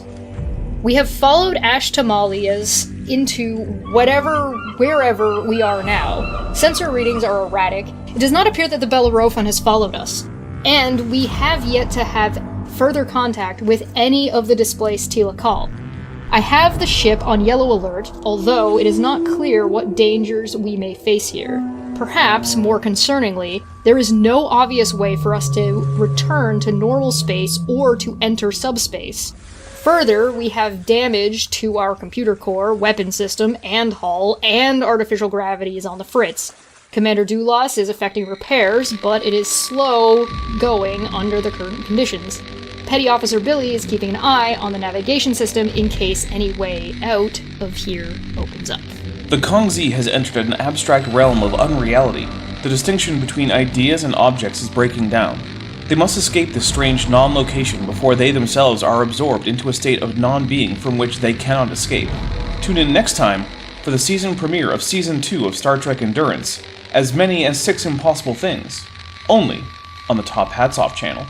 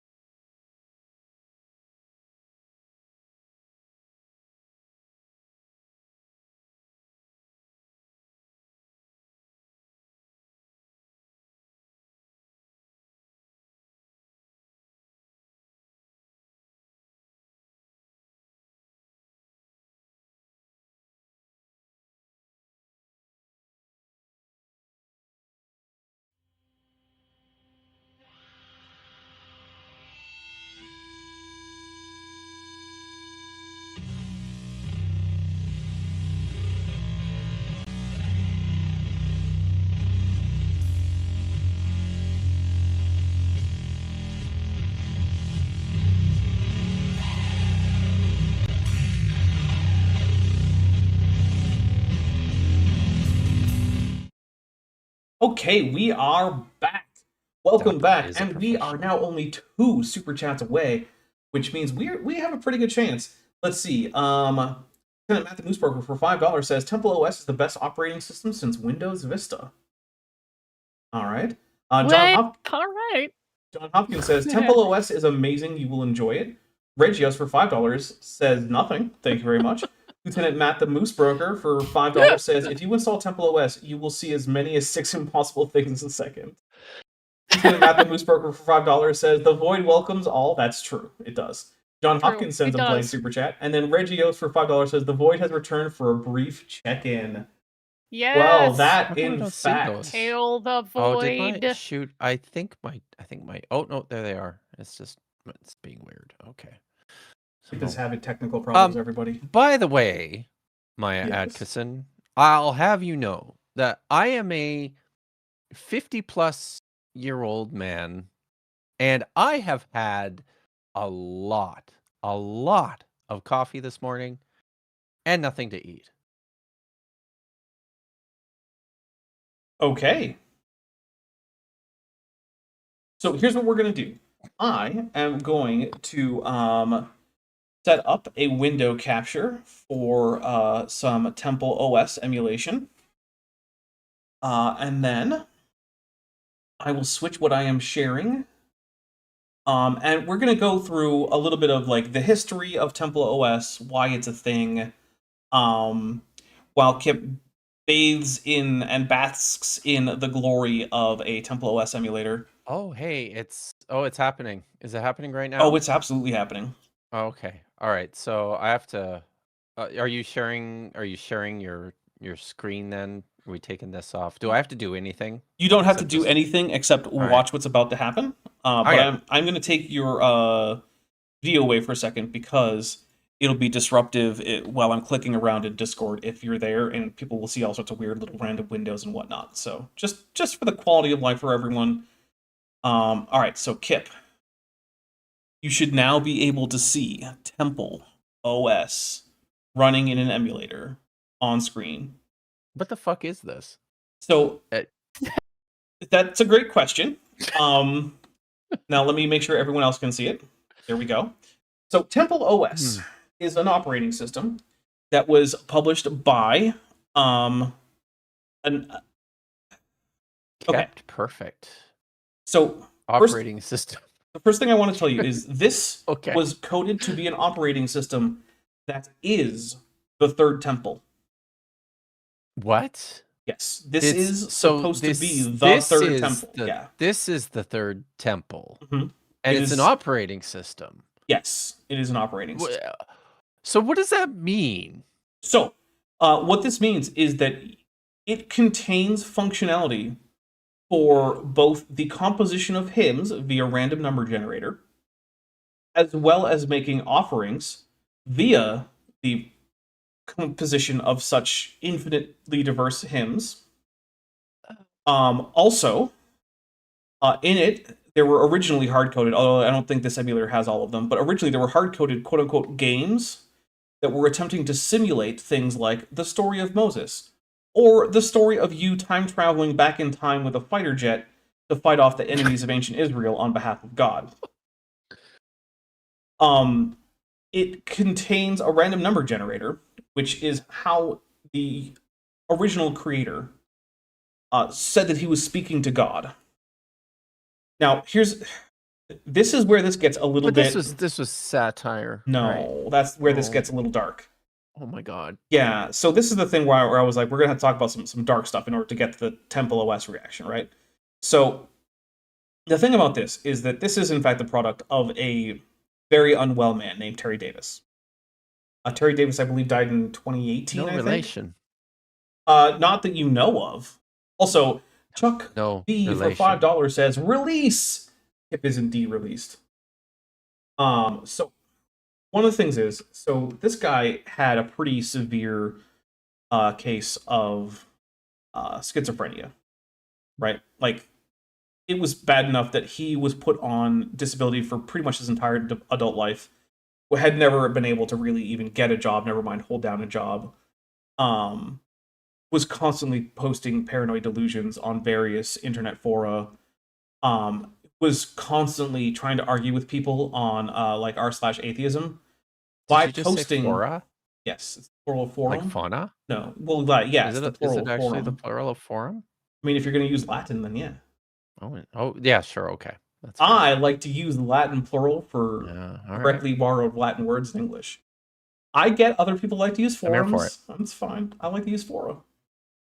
Anyway, yeah, so he wrote this over the course of, I think, over a decade.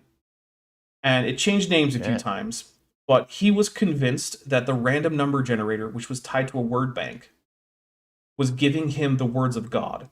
And so when people would give pushback to his posts on about atheism, say, what he would do was to do things like say, well, God says, and then copy paste the random word gibberish from his random text generator into his post. And so he thought of himself as the high priest at the third temple. And his offerings to God were both the programs that he would write, as well as the hymns that he would quote-unquote compose. And the hymns had words that were taken from this random number generator. And the tune was also generated by assigning different tones to different numbers, and then playing them in sequence from the random number generator. Oh, good lord. Yeah.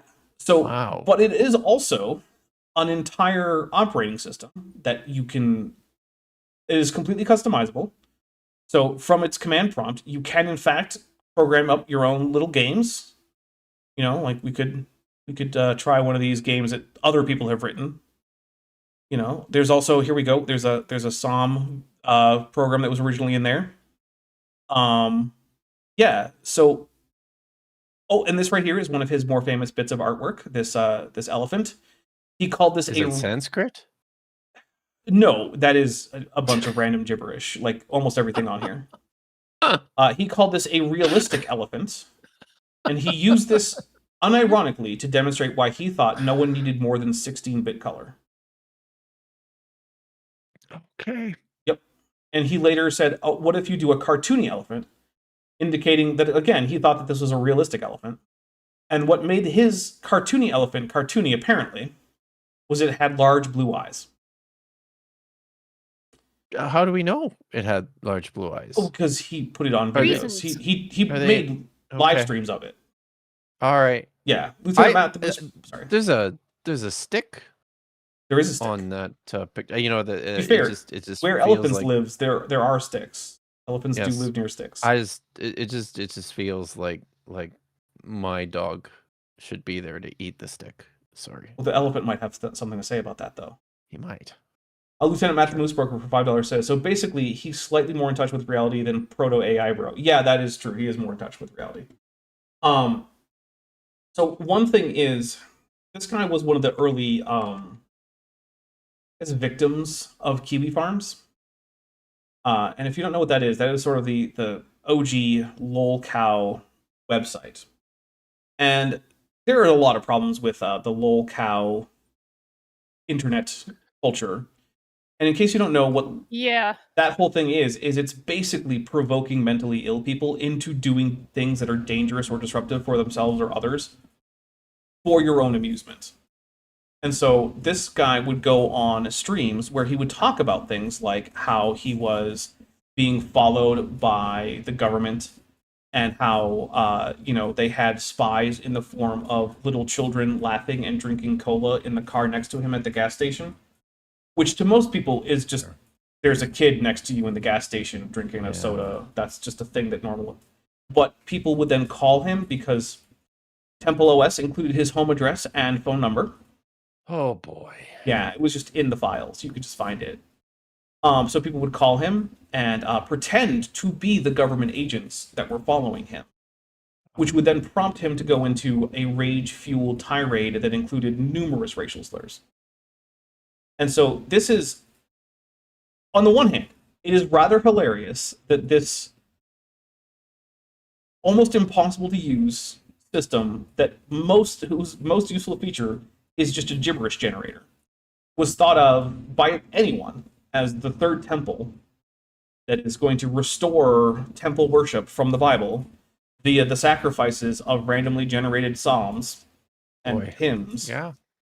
So that is amusing, and it is ridiculous that this man thought that 16-bit color was superior to any other color, and that him doing basically a slightly interactive slideshow of the story of Exodus was worth anything.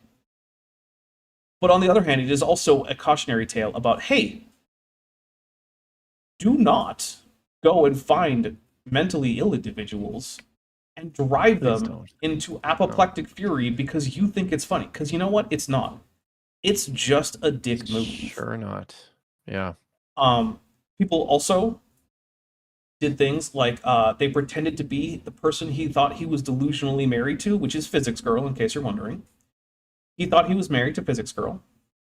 And then people would call in or send him messages pretending to be her, which then resulted in furthering his delusion, as well as leaking adult material that he had produced in this context, which then got leaked to the internet because people were pretending to be his delusional wife, which is an incredibly evil thing to do. People are depraved. Like a lot. Yeah. Yeah. So, Yeah.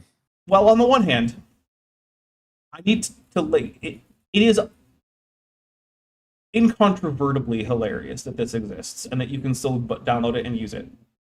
Also, it has Sure, some interesting yes. features, like this is every single thing that this OS does, including all the programs it runs, and as well as all its interface, is all done at the kernel level on your PC. Which you might think is a gigantic security hazard, because that means that anyone who gains access to your computer through your OS is able to alter literally anything about your computer because it has kernel access. But here's the genius. It has no local or internet connectivity at all. So the only way to get someone onto your computer is for them to physically be at your computer. So despite having absolutely no security, technically it's perfectly secure, because only people who are physically sitting at your machine can actually do anything to it. Like the computer at the CIA in the first Mission Impossible movie. Exactly. That's right. Yeah. Yep. Kent Jeffrey of Arimathea Halstead for $4.99 says, "This is my fault, Kip. I suggested this as a joke, and then Dapper took it upon himself to torture you." Yeah, that is exactly what happens. Mhm. Hurts. It's all good. So Kip, So, what do you think? Are Yep. you convinced that this is in fact the third temple? so I mean, listen, just because of how terrifying our world actually is, and the current geopolitical state of things, I will say that this is maybe my favorite version of the third temple in terms of its Yeah. its existence and function. It seems okay. Yeah, it doesn't involve like, say, genociding all the Palestinians No, or doesn't involve any bulldozing of that Masjid al-Aqsa. or cultural. Yeah, all that stuff. So that's good, Yeah, right? you know, That's good. So, and maybe I'll just stop saying things after that. Honestly, I think that's fair. I hadn't really thought about it that way. But now that you make that point, yeah, I guess if we were to have a third temple, an operating system would be one of the less destructive things that have ever been put forth. Yeah. Yeah. I mean, this is 100% less destructive than an actual third temple. Let's get real. Yeah. Also, this is written in the guy who made this, he created his own version of C++, I believe, as his own divine coding language. And it does have some features that the various C languages don't have, so it does have some extra functionality. Although people who tried to code with it have found it to mostly be obtuse and nearly impossible to use if you're not very, very well versed in all of its various oddities. So yeah, there is that. Also built into it was an entire copy of the Bible, obviously. Basically Yeah. hard coded into it. Mm-hmm. Yep. There were also a number of games, and it seemed like Terry was more interested in making games than in playing games, because none of them were particularly fun to play. not Varum? I actually don't think that was one of his Pretty- original games. I think that was a second okay. game someone made afterward. Got it. Yeah. My Infinite Sock says, don't creep on random YouTubers, like and share the stream, and said, yeah, that is a thing. And look, it's one of those things where, like, I don't think that just mental illness is a good excuse for doing horrible things like, you know, creeping on Physics Girl. But on the other hand, I do think that it's a mitigating factor, and that primarily the people who are mostly to blame for this delusion being accelerated are the people who were egging him on his live streams in order to get more material to post to Kiwi Farms. And this idea of, you know, taking the mentally ill and egging them on is not something that has finished. There are still people who are currently being led on to be destructive to themselves by people looking for lolcows. And it's not okay. And so I think also it's important to talk about that in this context, because this guy was one of the earliest ones, right? So yeah. But it is certainly a very unusual piece of software. Now, I am not running it because I did not have time to bother to set up a virtual machine on my computer just to install Temple OS on it. Because, I mean, quite frankly, that's a level of effort that I'm not going to go to just to show Kip what Temple OS is. So, like, you know, yeah, but like this is a problem that persists to this day, where people who are mentally ill are taken by various online communities and encouraged to do destructive things. There is TimeCube. We'll say that. Sorry, TimeCube. TimeCube guy was another one. Kip, do you know about the TimeCube? Mm-hmm. No. The Look who you're talking to. Well, I mean, I know that you're basically a boomer at heart, even though you're actually a Gen Xer.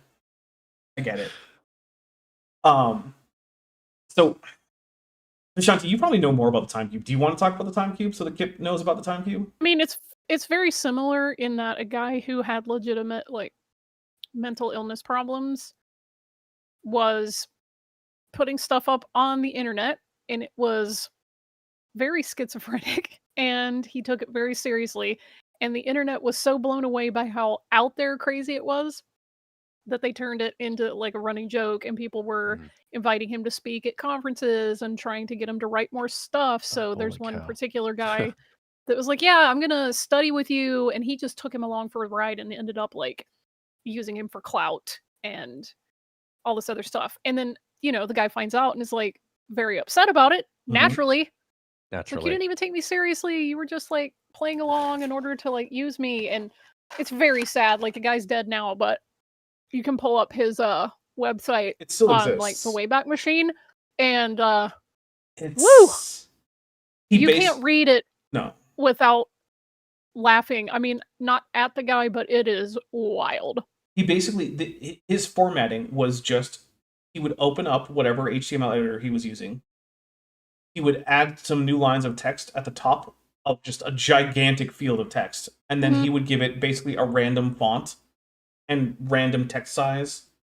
And then he would just publish that. I should be able to. Let me see what I can do. Because I want Kip to try reading some of it and not like lose it. Okay, so what I'm going to do is I'm just going to hide my browser window for now, and I'm going to go for the TimeCube.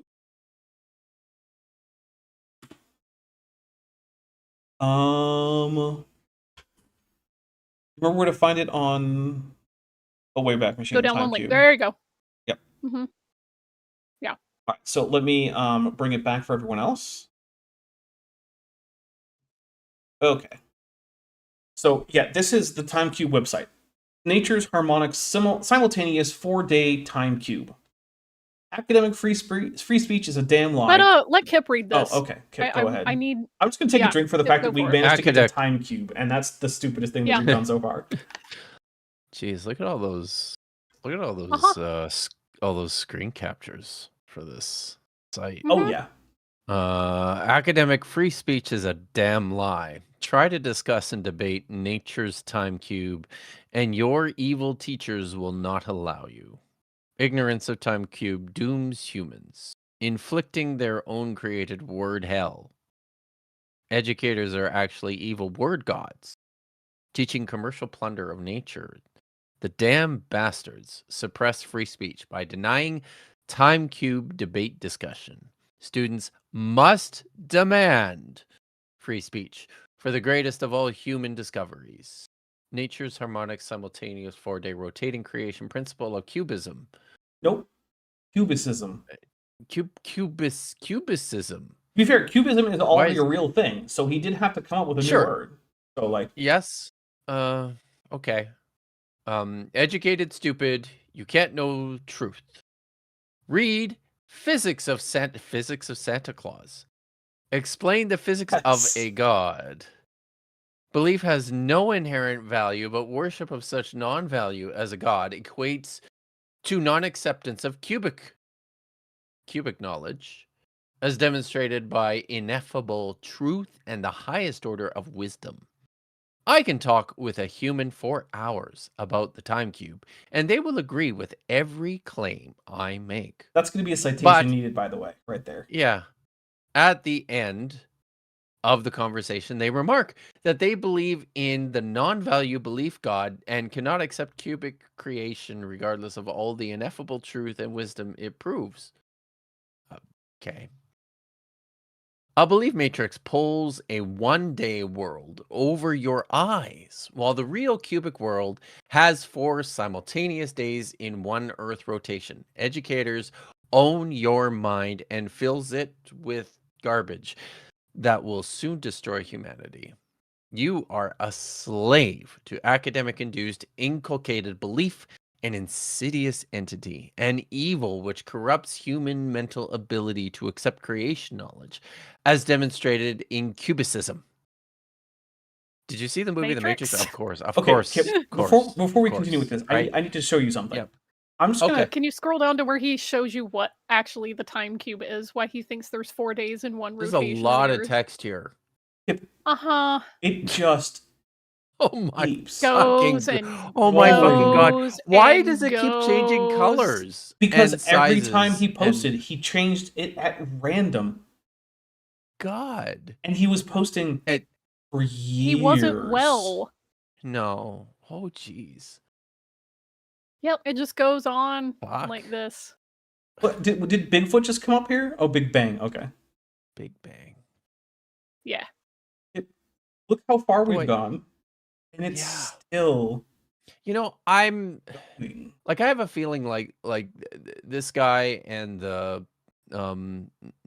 Temple OS guy are like legitimately very intelligent, like in terms of the way we measure. Christ, I think I'm gonna let my dog out. My God, just scroll a up. sec. This is just a little Dang it. right, little more right there. Adults are evil to children. God is a word masturbation. Oh, A fart has more substance than a human emitted word. But I was going to say like these are legitimately highly intelligent people. Yeah. Who could do shit, right? Oh, But I absolutely. just and I notice there's it seems to me that there is a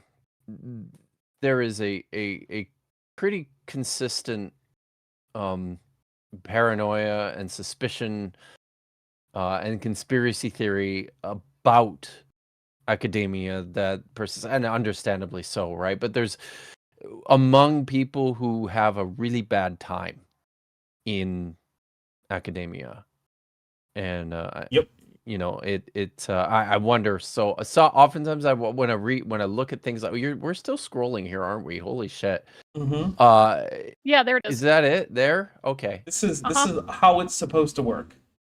Time cubes. I will give Simultaneous $1,000 to 4-day any person who can disprove creation. 4 days in each Earth rotation. It's a pity that religious and academic word is a crime against nature and enslaves children. Four-cornered truth is ineffable by man or God. Until word is cornered, all math is fiction. This is some. Yeah, this is some Terrence Howard bullshit here, isn't this? Yes, at the very Even Terrence least. Howard would look at this and go, "What?" Yeah, Well, I yes. think Terrence Howard is actually slightly more coherent. It's not by a huge Yeah, margin, yeah, but slightly. sure. Yeah. Yeah. See, you are one corner rotating 4-corner family time ages. That Wow. explains it. Yeah. 1 is midday, 2 is sundown, 3 is midnight, 4 is sunup. 4 days. And that's 4 days. Which, even though But those are then different each- times of one day. And they keep changing. Yeah, no, don't worry about it. Is it just is it just rotating? Like it's and why are the up and down arrows on either side of the This is the proving square? math wrong. Kip, It's a cube, isn't it? I don't know if anyone... Okay, well, here's part of the problem with that.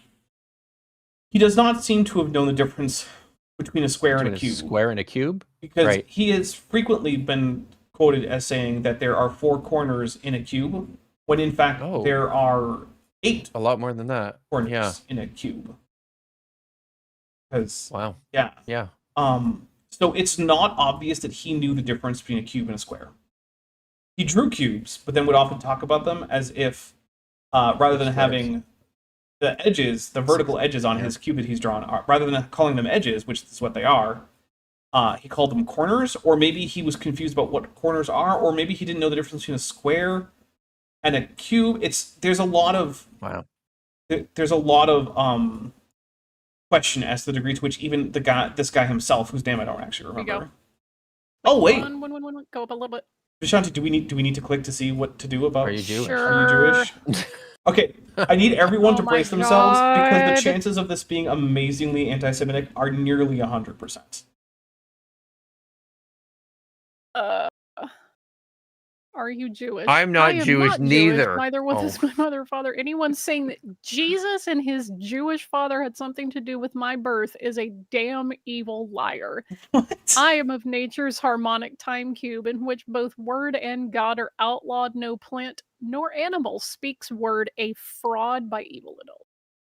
I'm just gonna take a Gee, drink Ray. because I kind of need it. Wow. To be fair, that was actually less anti-Semitic than I was expecting. Yeah.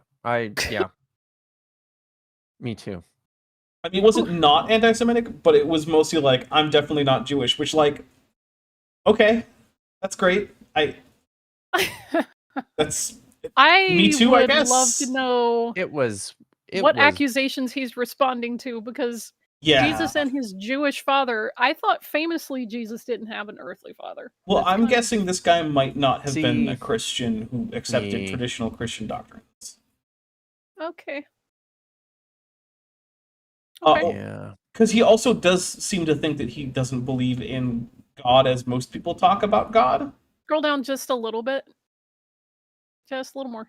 Right there. Life encompasses a 416 cube principle. Kip, you want to roll on with that one? All right. Socrates has a midday. Clintons have a sundown. Einstein has a midnight, and Jesus has a sunup. But then everybody else is, and then it just rotates through them for each of those things. So 1 24-hour Earth day, rotate Earth 1 quarter turn. See, it's not clear to me if he thinks that One- these people are somehow living simultaneously, or if he's talking about like where they lived in terms of like what time it is in those different parts of the world. Also, Yeah, right. And Teary words of a king 7 times purified Rana, who's been a member for 26 months, says press F in Het. And with a Godzilla. Press F to pay respects, I suppose, in Het. Which, Sean, remember when we reacted to that guy who pronounced it Chet? are we talking Yes, about the I letter do. Chet. Chet. Yeah. Hey, here's a Turns pro out tip. English isn't great for writing out gutturals. No. It's not. A pro Really tip, isn't. if you feel like you're about to make a video about the Hebrew alphabet, and you pronounce any of the letters as Chet, you might not know enough about the Hebrew alphabet to make a video about it. Just putting that out there. It really is. So if Rabbi Hannah's still in the chat, I know that she'll get a kick out of this, as will Triceratops. Yesterday, I was listening to a video by a creator that I am now fully convinced is just using AI. There were some questions initially when their channel started, but now I'm convinced. Anyway, they pronounced Chabad, and I'll type this in the chat so saw that that. people can see what I'm referring to. I'm about to take psychic damage. Yeah, you are. They pronounce this word, which is said Chabad, as Chabad. I'm just gonna take a drink. Jabad. I have to take a drink. I just oh my bad. Chabad. Dear readers, that word is not pronounced Chabad. Okay. Yep. This is No, not it is like not. a Michael Jackson video where he's like, Shamona. That's not I'm gonna- what's happening here. Yep, I'm gonna give you 60 seconds to tell people what you got coming up. Then at the end of 60 seconds, I'm gonna mute you. And it doesn't matter what you're saying, 'cause Okay. I'm gonna tell people what I have coming up. And then we're gonna go All back right. to Vishanti. That's fine. All right. I'm gonna let Okay. you know. Ready? Go. I'm ready. On Tuesday, I will be on Misinterpretations channel in the evening Pacific sometime. I think it's 4 or 5. And we're talking about chapters 5 and 6 in my book, God's Propaganda, Pulling Back the Curtain on What the Bible Wants You to See. And then on Friday, Vish and I will do a stream about something. And then next week on Saturday, it's Budget Scripture Saturday. So come hang out.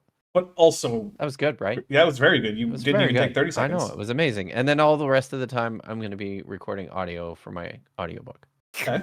Well, in that case, since we didn't even get to the 60 seconds, Vishanti, what do you have coming up that Kip didn't Hang on. already mention? Before you Oh, start my countdown, Terry Rana says that's a Chabad pronunciation. Which, by the way, welcome back to the internet, Terry Rana. We missed Yes, you. We really did. we did. Yeah, Terry Woo! had some unfortunate circumstances that removed him from the internet for about a week or so. We were concerned. We really okay? were. I was. It wasn't an infrequent concern of mine. I was like, I don't know if Tyrion's still alive, and I really hope he is. But I mean, who am I gonna get to be my next Star Trek player if Tyrion dies? Come on. Do you ever think about me, Tyrion Rana? Well, not dying. It's like the meme about like me laying in my casket, my boss showing up to the funeral. Oh my god, how could you do this? We're so understaffed right now. Yes. All right, Vishanti, you also have a minute. Yeah. Go. Okay, so I did an impromptu stream with Dapper and Kip where we did a live Rapture review, and I anticipate did a doing a live very Rapture review. short update for that because I discovered that his community post is actually him kind of realizing that he just fell for bullshit. And then Chris was and a I continue very to work dark on stuff, past. but it's the week of High Holy Days, so this is going to be a very busy week for me. And you might see another impromptu live stream, but then otherwise I'll be on with Kip on Friday if everything goes according to plan, or as we used to say, Lord willing and the creek don't rise. Or Also, check out my inshallah. wish list. I have some things on there that I recently added. So All right. I didn't use my time and I forgot something. Can I? No. Can I Give up your time. Come on. Give up Come your time. on. I don't make Come the on. rules. Apologies is premiering a video this week. That's pretty with me cool. in it. and he does it It's pretty anyway. awesome. I should have muted. You muted him. Next time I'm gonna You mute said him. you were going to mute him. You did. Yeah, say but that. I said You I was did. gonna mute him after the 60 seconds, and that didn't come up. So, oops. It's partially on me. I'll admit. All right. So what's coming up over here? All right. On Tuesday we got Kent with Bent. It's Back to the Hoven Part 3. Then on Thursday we've got a video premiering. I think it's the next part of the Dan Biddle series. Let me double check. Yes, it is. It's called Just Ignore Physics. Because in this section, Dan Biddle is just going to be like, yeah, but what if physics just wasn't real? And yeah, then all sorts of cool things could be true, I guess. I would prefer not to just ignore physics, though. Then, over on Friday, we are actually going to be back to Star Trek Endurance. We took a month off, which is going to be the season premiere of Season 2. I don't know why you're pointing to yourself, Kip. You're not there.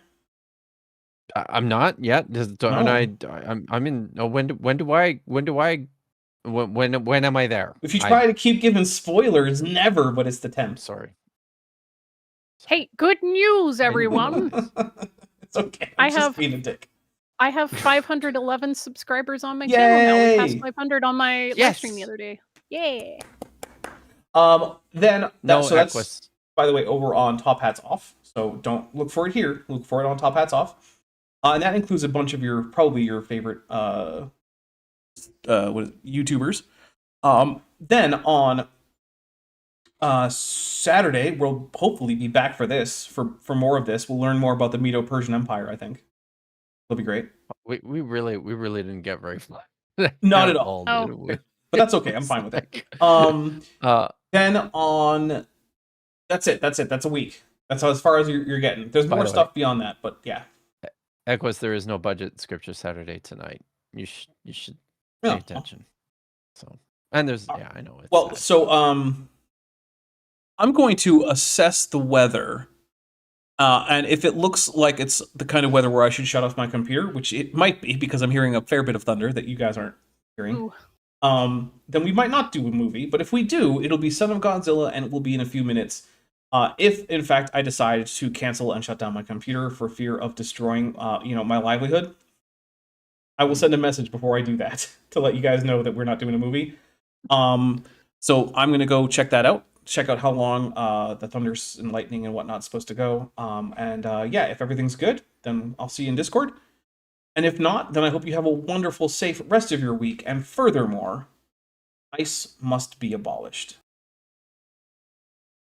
Hey, before you leave, I just want to take a second to thank my patrons and channel members, especially those pledging $20 or above. Ben Tovend, Tapioca Weasel, Arrow Dodger, Dan Sheedy, Eleron Teller, Phil Ravara, Ian Chen, Joshua Geese, Kelvin Brostic Van Manen, Landed Knoll, Regios, Sphincter of Doom, The Plastic Mouse, Volus, North Texas Fossils, and John Ackerman. It's because of my channel members and patrons whom you're seeing on screen that this channel can stay afloat. Without you, it would all shut down. If you want to join the team, there's a link to join the channel below this video, and there's a link to join the Patreon in the description. On the Patreon, you can get a 10% discount for pledging annually, and either way, you get early access to virtually all of my scripted videos, often 3 to 5 months before they come out for the general public. Thanks for watching.